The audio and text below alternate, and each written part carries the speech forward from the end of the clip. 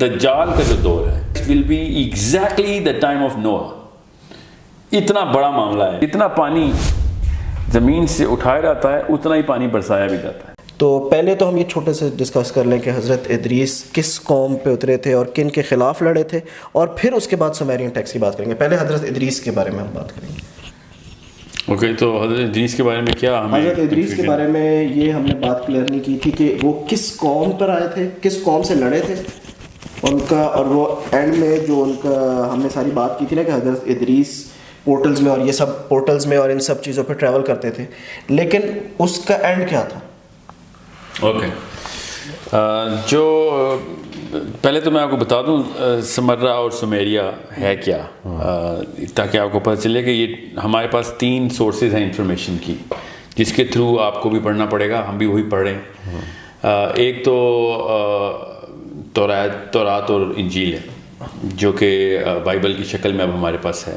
اس کے 3 ورژنز ہیں اور تینوں کے تینوں ورژنز پڑھنے پڑیں گے آپ کو, بشرطے کہ کیونکہ یہ مسلمانوں پہ حکم ہے کہ جب تک قرآن پاک نہیں پڑھا تب تک باقی کتابیں مت پڑھیں.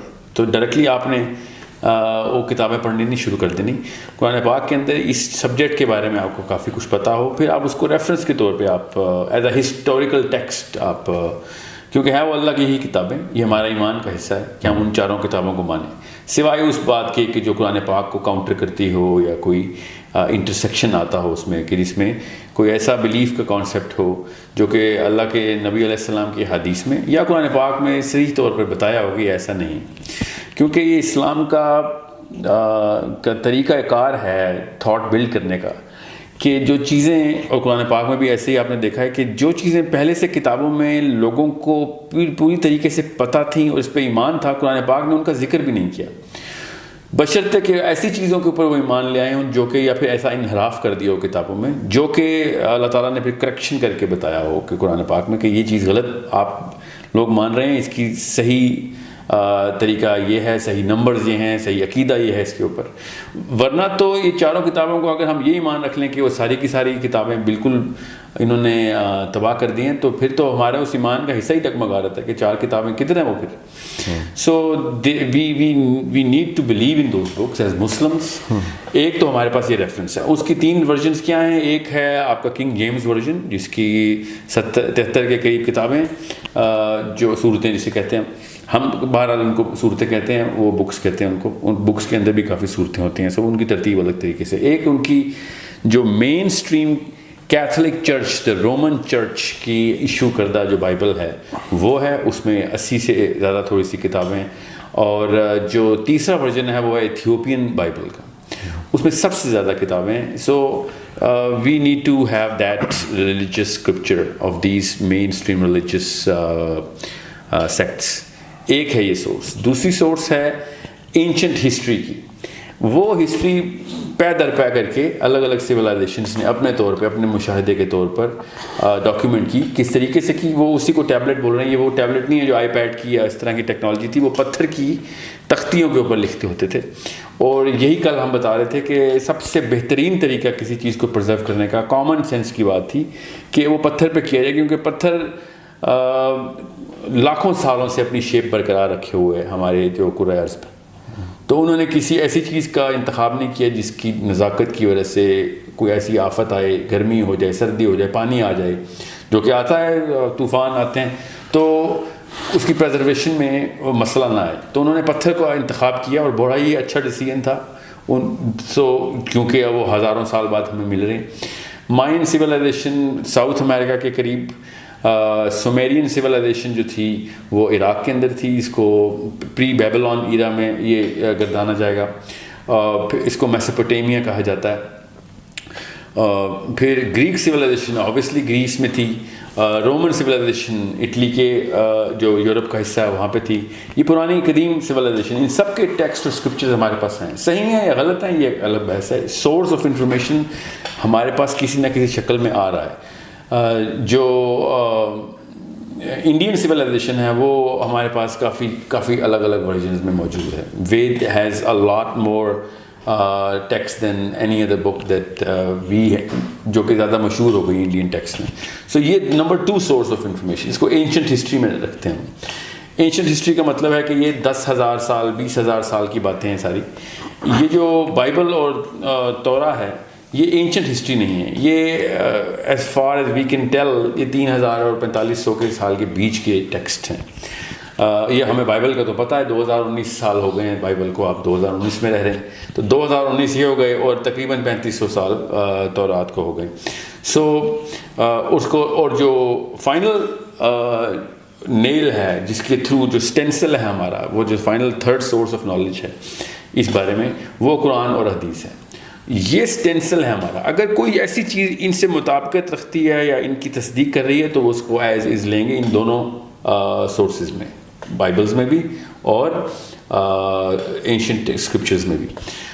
تو یہ کانٹیکسٹ ہے, یہ متن ہے جس کے بعد آپ کو باتیں کافی سمجھ آ جائیں گی جب ہم لنگو میں آئیں گے, اور بعد کے اندر جب ڈسکشن ہوگی تو آپ کو پتہ ہونا چاہیے کہ سومیریا کی سویلائزیشن, سمرا کی جو تہذیب ہے انہوں نے 21,000 ٹیبلٹس ڈسکورڈ ہو چکی ہیں, 21,000 تختیاں پتھر کی جن کے اوپر انہوں نے جتنا نالج پرزرو کر سکتے ہو. آف کورس کیا پتہ زیادہ ہو اس سے. یہ 21,000 کا مطلب یہ ہے کہ یہ وہ ہیں جو کہ عراق کے میوزیمز میں پرزروڈ تھیں. اس کے اوپر پراپر ڈاکیومنٹیشن ہوئی, اس کے اوپر اسٹڈی ہوئی, بڑی ویلیڈیشن ویریفیکیشن 1941 میں, بڑا ریسنٹ واقعہ ہے, 40s میں to be exact, I do not know the exact year جب ان کو انہوں نے ڈکلیئر کیا, مگر 40s میں آرکیولوجسٹ نے یہ ڈسکور کی. So it's a very recent discovery. پھر ایک اور بھی ورژن ہے, سورس ہے, وہ اسرائیلیات میں آتا ہے. اسرائیلیات ان تینوں چیزوں کو نہیں مانتے. وہ بائبل کے علاوہ کچھ اسکرولز اور کچھ گاسپلز ان کے پاس خود بھی ہیں, وہ میں نے پڑھے ہیں, ان کے بارے میں بڑی documentaries, scrolls of temple and scrolls of the sea, Dead Sea scrolls, جی ہاں. مگر اس کو انہوں نے اس طریقے سے شائع نہیں کیا. اور بھی ان کے پاس گاسپلز ہیں جو کہ جن سے وہ بڑا وہ استدلال کرتے ہیں اپنے پروفیسیز کا اور بڑے اپنے نالج کا. سو یہ 5-6 چیزیں ایسی ہیں جو کہ آپ کو پڑھنی پڑیں گی تاکہ ہم جب ڈسکشن کریں تو, مگر آپ نے نہیں بھی پڑھی تو آپ کو میں یہ بتا دوں, آپ کے ذہن میں یہ سوال آئے گا کہ کیا ہم اس کو ایز سورس آف ٹروتھ مان رہے ہیں. نو, سورس آف ٹروتھ ہم صرف قرآن اور حدیث کو مانتے ہیں. اگر کوئی ایسی چیز جو کہ سائنٹیفکلی لاجیکلی کریکٹ ہے اور اس کا قرآن پاک میں کوئی ذکر نہیں ہے تو yes we take that as part of the puzzle. اور اگر کوئی ایسی چیز ہے جو کہ قرآن میں بھی ہے اور ادھر بھی ہے تو of course we take that as part of the puzzle and then we try and complete the puzzle.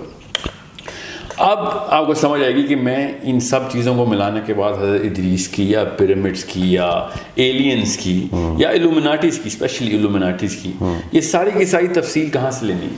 آج تک میں نے اپنی لائف میں تو کبھی بھی کوئی ایسا لیکچر نہیں سنا جو کہ ایلومیناٹیز کے اوپر ہو اور ان 5 چیزوں کو یا 5 میں سے کوئی سی 2 چیزیں بھی لیتا. وہ ہمیشہ بائبل کا قبالہ علم کے اوپر چلتے ہیں اور شیطانیات کے اوپر آ جاتے ہیں. یہ سب کچھ سراسر غلط ہے. Illuminatis is not a Satan-based practice or a religion or a cult or any kind of ritual which are satanic. Obviously شیطان نے تو خوش ہونا ہوتا ہے ایسی حرکات کے اوپر, مگر وہ شیطان کی بیس پہ نہیں.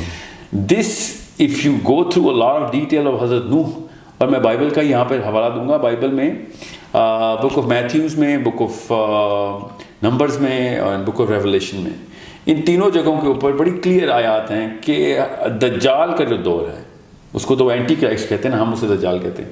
دا antichrist, the time of antichrist will be exactly the time of نوح. اتنا بڑا معاملہ ہے کہ اب اس کا قرآن سے کوئی تعلق نہیں, اس لیے ہم مان بھی لیں تو کوئی ہمارا عقیدہ نہیں ہلتا. تو یہ بڑے احتیاط سے میں آپ کو یہ الفاظ یا آیتوں کے چناؤ کر رہا ہوں یا اسکرپچرس کے, کہ ہمارے عقیدے پہ فرق نہ آ رہا ہو. سو اگر کرسچینٹی میں یہ بلیف ہے اور تینوں کے تینوں سیکٹس میں یہ بلیف ہے کہ حضرت نوح کا جو دور ہے وہ ایگزیکٹ ویسا ہی ہے جیسا دجال کا دور ہوگا, تو اس کے اندر سے پھر جو اسپیشلی کنگ جیمز کے جو فالوورز ہیں وہ بہت زیادہ اس کے اوپر بلیورز ہیں اس بات کے, اور وہ نوح کے معاملات کو ریپلیکیٹ کرتے ہیں especially in the book of revelation. اس میں وہ بہت زیادہ تفصیل میں اور بڑی کلیئرٹی کے ساتھ اس کو دیکھتے ہیں کہ کیا ایسی ریمینسنس ہے حضرت نوح کے دور کی جو کہ دجال کے دور میں آ سکتی ہے. آبویسلی جو میں جن اسکالرس کو اسٹڈی کر رہا ہوں کنگ جیمز کی جو اس وقت کے ڈاکیومنٹریز کرتے ہیں, لکھتے ہیں ان کے اوپر, جو ان کے اس وقت کے پیسٹرز ہیں, وہ سومیرینز یا اس کے اوپر نہیں دیکھ رہے. I don't know why, but maybe at some time they will. So I am giving you a four-dimensional perspective here. Christians will have a singular dimension from coming from Bible. Obviously, they'll never believe in the Quran. We have, alhamdulillah, the Quran and the Hadith. اور جتنی دجال کے بارے میں حدیث ہمارے پاس آتی ہے وہ کسی اور نبی کی قوم کے پاس نہیں، تو ہمیں زیادہ بھی پتہ چل جاتا ہے اس بات سے. سو اس بات سے آپ کو یہ بھی پتہ چل جائے گا کہ ہم یہ حضرت ادریس اور نوح کی بات کیوں کر رہے ہیں. اس کا تعلق ہے ہمارے سے کہ دجال کے دور میں کیا پتہ وہی واقعات ہو رہے ہوں. غالب گمان میرا یہی ہے کہ ویسے ہی ہوں گے، بیکاز دجال کے بارے میں جو بھی احادیث ہیں وہ ساری ٹائم ٹریول کی ہیں، ٹائم اسٹریچ کی ہیں، ٹائم ڈائلیشن کی ہیں، اور حضرت نوح اور پورٹلز کی. اور حضرت نوح کا دور بڑا کلیئرلی پتہ چل رہا تھا. ہمارے پاس تو زیادہ علم نہیں ہے حضرت نوح کا، ہمیں تو صرف قرآن پاک میں ہنٹ ملتا ہے کہ وہ معاملات کیا تھے. مگر اگر آپ قرآن پاک میں بھی دیکھیں تو سورت کے اندر جب حضرت نوح کا ذکر آتا ہے تو پہلے وہ دروازے کھلنے کا ذکر آتا ہے کہ آسمان کے دروازے کھلے، اور نیچے سے بھی پانی آنا، اوپر سے بھی پانی آنا، which has a logical well it's an opinion of course. علماء کا ڈیسیژن اس پہ تو نہیں ہے، مگر کیونکہ انہوں نے اس نظر سے دیکھا نہیں اس کو ابھی تک. مگر میری اپنی ایک رائے یہ ہے کہ کیونکہ قرآن پاک کا یہ معجزوں میں سے ایک معجزہ ہے، اس بارے میں تو اتفاق ہے کہ جتنا پانی زمین سے اٹھایا جاتا ہے اتنا ہی پانی برسایا بھی جاتا ہے. ٹھیک ہے، یہ تو اللہ تعالیٰ کی ایک معجزوں میں سے ایک معجزہ قرآن پاک میں اسی طریقے سے بتایا گیا. سائنس نے کہا کہ 16 ٹریلین ٹن جو ہے نا وہ پانی ویپرز میں جاتا ہے. اب ہمیں پتہ چل گیا میٹیورولوجی کے تھرو، اور 16 ٹریلین ٹن ہی بارش ہوتی ہے. سو اس کے تھرو پھر ایک پوری کی پوری ایک قرآن پاک کی انہوں نے ایک معجزے کی ایک ڈیٹیل ڈاکومنٹ کی. ہاں اوکے، واٹر سائیکل دیکھیں کتنی. مگر حضرت نوح کے دور میں اللہ تعالیٰ نے کہا کہ نیچے سے بھی پانی نکال لیا تھا میں نے، اور اوپر سے بھی پانی نکال لیا. دیٹ مینس کہ it's a totally different water cycle جو کہ سائملٹینیسلی دونوں ہو رہے تھے. جی بالکل. سو اس کا مطلب یہ ہے کہ وہ لوکل واٹر سائیکل نہیں تھی جو کہ پانی سمندروں سے اٹھے گا. یہ نیچے کے کوئی پانی کے چشمے ابلے ہیں، ابلے ہیں، تنور ابلے ہیں، اور دروازے اوپر سے بھی کھلے. اس کی قرآن پاک میں جب ترجمہ دیکھتے ہیں تو بڑا سرسری سے ترجمہ ہے کہ بارش ہو رہی تھی، حالانکہ بارش کا لفظ نہیں ہے اس آیت میں، بس دروازے آسمان کے کھلنے کا لفظ ہے.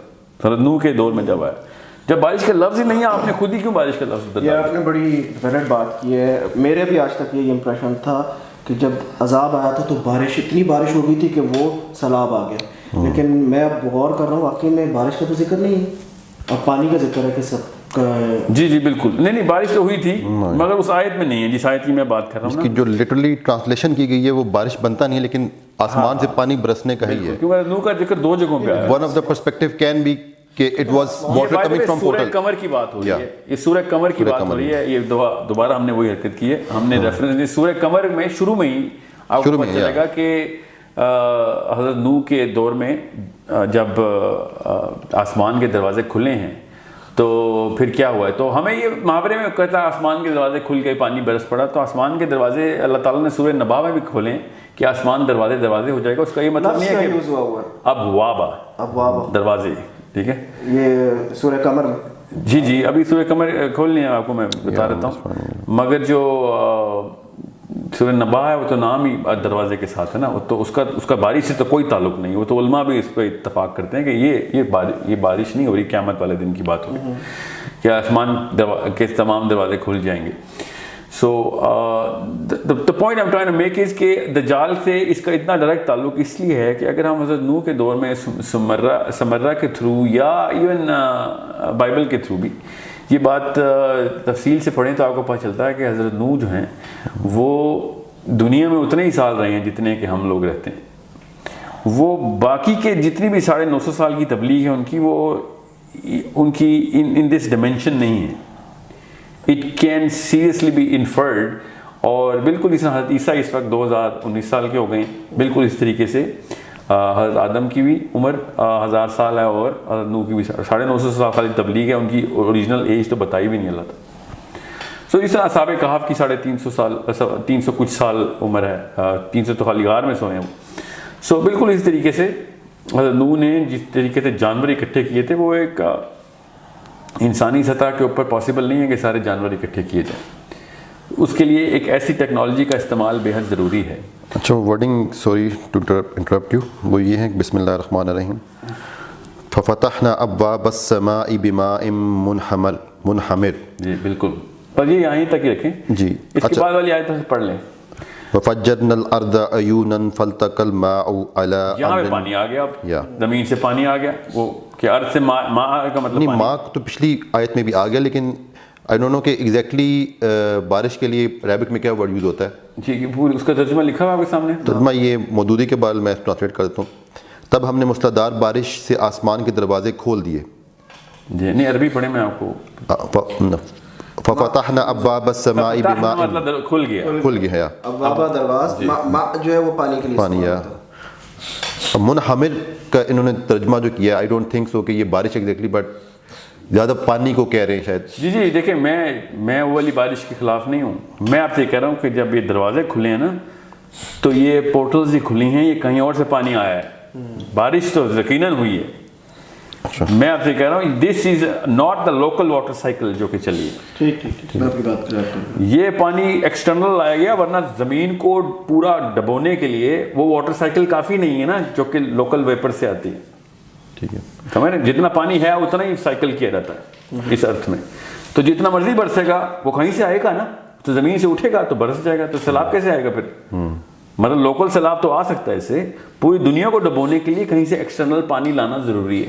اچھا, یہ قرآن میں یہ پوری دنیا کا ریفرنس ملتا ہے کیونکہ غامدی صاحب نے کہا ہے کہ وہ ایک خاص خطے پہ آیا تھا.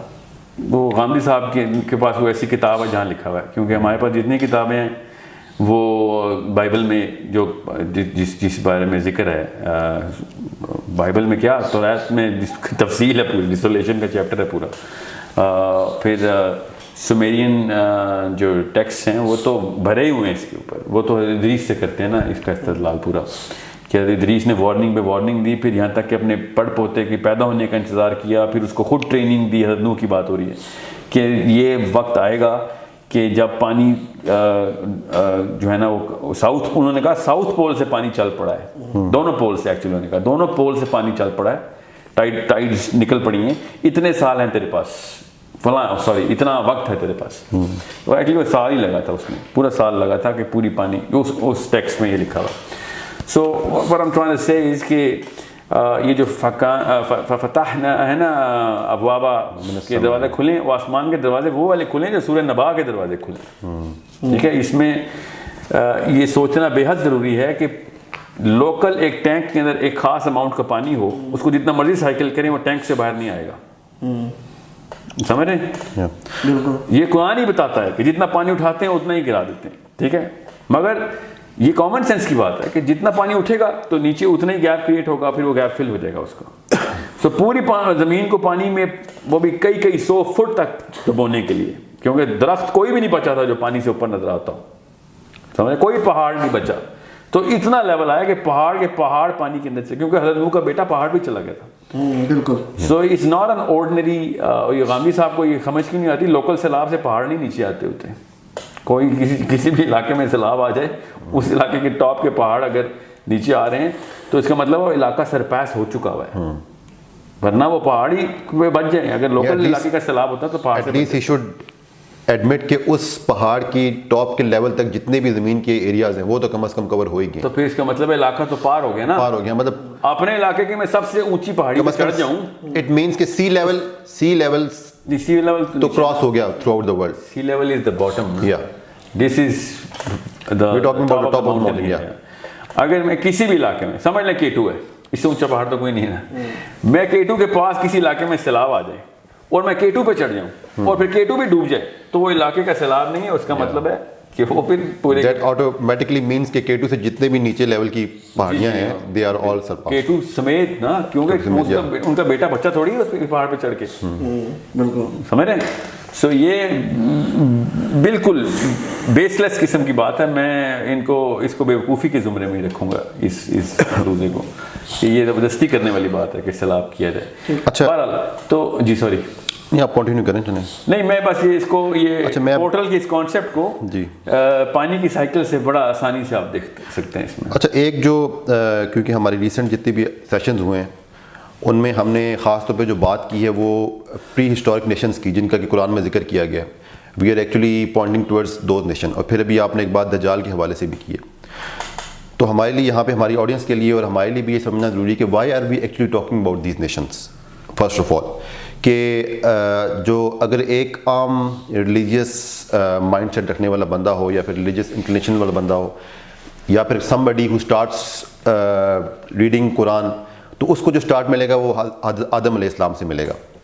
حضرت آدم علیہ السلام کے سے پہلے نہیں اس سے پہلے سے ملے گا قرآن جو قصہ بتایا گیا, مطلب کہ جو اللہ سبحانہ وتعالیٰ اور فرشتوں کی جو ڈائلاگ ہوتا ہے اس کے بارے میں وہاں سے مگر قرآن پاک میں بھی ہے نا کہ ہم نے ان میں سے آدم کو چنا نا, تو اس کا مطلب ہے کہ اوپر سے حدیث کلیئر ہے نا, ہمیں بائبل کی ضرورت نہیں کرتا ہے, قرآن اور حدیث کو الگ مت کریں. ٹھیک ہے, جب آپ اس طرح کے ٹائم لائن کو پلاٹ کریں گے تو حدیث کے through this is what am trying دجال قرآن میں یہی بات ہم سمجھنا چاہ رہے ہیں کہ ہم لوگ جو بات کر رہے ہیں پری ہسٹورک ان نیشنز کی, اور جو ہم اس کو ہم کیسے کوریلیٹ کریں گے قرآن مجید کی جو آیات ہیں اور ہم اس کی سگنیفیکنس کیسے بیان کریں گے, ہم ان کی کیوں بات کرنا چاہ رہے ہیں. ایک جو میرے ذہن میں بات آتی ہے جو کہ پہلے بھی ایک کویشچن پوز ہو چکا ہے, وہ یہ ہے کہ اللہ سبحانہ وتعالیٰ نے بار بار قرآن مجید میں ایک بات ریپیٹ کی کہ تم سے پہلے بہت طاقتور قومیں گزر چکی ہیں. اور ایک جگہ اللہ تعالیٰ نے I was really astonish to read it, کیونکہ جب بھی میری آفس میں ڈسکشن ہوتی ہے تو کچھ جو میرے کولیگز ہیں they are well versed in the economics, تو وہ یہ بات کرتے ہیں کہ یار it's all about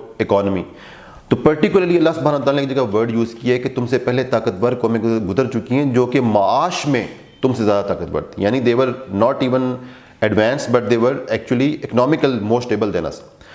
So what does it actually mean کہ جو وہ قومیں گزری ہیں وہ کون سی قومیں تھیں؟ وہ حضرت آدم علیہ السلام کی کے بعد کی قومیں تھیں یا ان سے پہلے بھی قومیں تھیں جو طاقتور تھیں؟ اور اللہ سبحانہ وتعالیٰ جب ان کا ریفرنس دے رہے ہیں تو وہ جو قومیں گزر چکی ہیں وہ ٹل دا ٹائم آف قیامہ کے لیے وہ their status will remain on the top level. ان کے مطلب اللہ تعالیٰ نے کہہ دیا وہ طاقتور ترین تھی, اٹ مینس کہ اب والی قومیں وہاں تک نہیں پہنچیں گی. What I assume from it, کیا واقعی میں ایسا یہ ایزمپشن کرنا ہمارا ٹھیک ہے کہ وہ اس لیول پہ پہنچ چکی تھی کہ ابھی تک کی کوئی بھی سپر پاور نہیں پہنچ سکی؟ اور وہ قومیں کون سی تھیں؟ وہ حضرت آدم علیہ السلام کے بعد کی قومیں کی تھیں یا حضرت آدم علیہ السلام سے پہلے بھی جس طرح کہ ہم بات کر رہے ہیں شاید there might be the existence of aliens, وہ ہو سکتی ہیں؟ اس کے بارے میں آپ دیکھیں یہ والی جو آیتیں ہیں نا یہ تو قریش سے اور مغرور فرعونوں سے بات ہو رہی ہے. ٹھیک ہے, اس میں جب قوموں کا ذکر آتا ہے تو انسانوں کی انسانوں سے کمپیریزن ہوتی ہے. ایک ایسی آیت میں آپ کو بتاتا ہوں جس کے تھرو آپ کو یہ بات سمجھ آئے گی, وہ ہے سورہ بنی اسرائیل کی آیت نمبر 70. وہ نکالیں تاکہ آپ کو پتہ چلے ایلینز کی قوموں کو انسانوں کی قوموں سے اس طریقے سے کمپیریزن نہیں کرنا ہم نے. یہ جو بات ہو رہی ہے یہ ہو رہی ہے کسی لوکل فرعون کی کہ تیرے سے بہتر اور تیرے سے بڑی طاقت انسانوں نے دیکھی ہے.